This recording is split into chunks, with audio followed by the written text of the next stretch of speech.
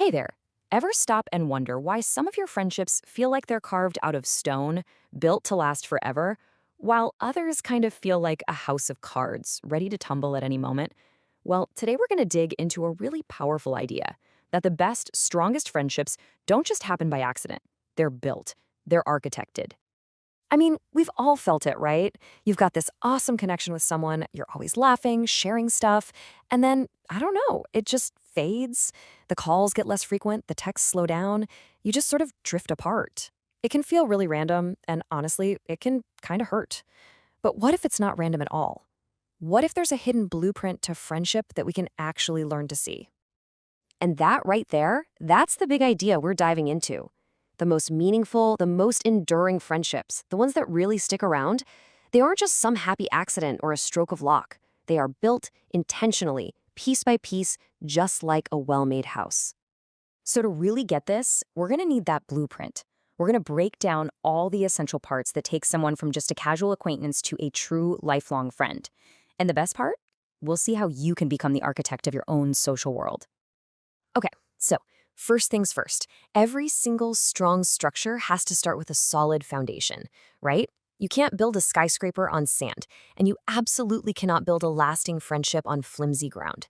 That bedrock, that non-negotiable starting point, is all about having shared core values.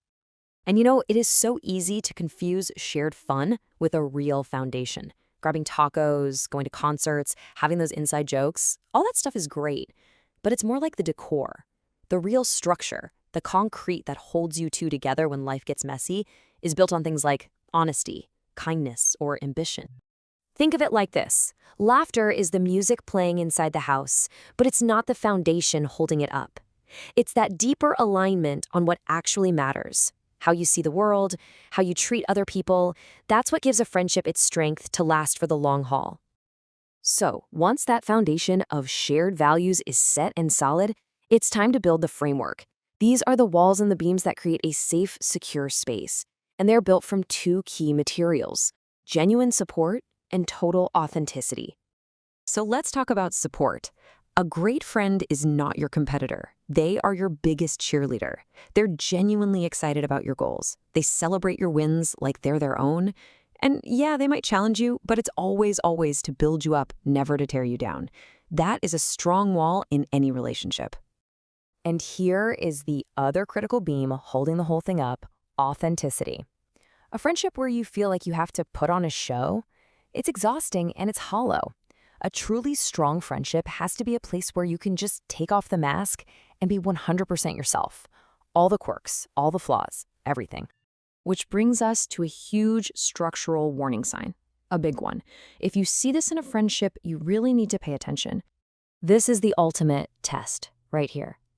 If you are constantly walking on eggshells around someone, if you're filtering everything you say or pretending to be someone you're not just to keep things smooth, that is not a friendship. That is a performance, and it's a sure sign of a very unstable structure. All right, so we've got a solid foundation and a strong framework. We basically have a house. But what makes it a home? What makes it a place you actually want to be in?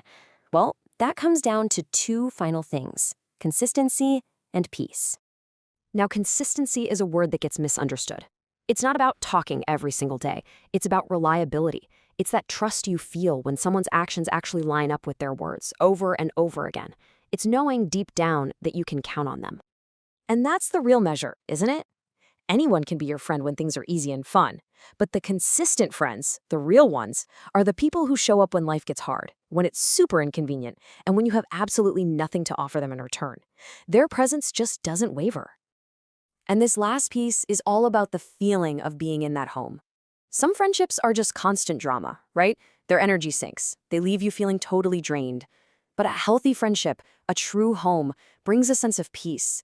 It's a place that recharges you. It's your refuge from the storm, not the storm itself. So now we have the whole blueprint. But a blueprint is pretty useless if it just sits there on the table.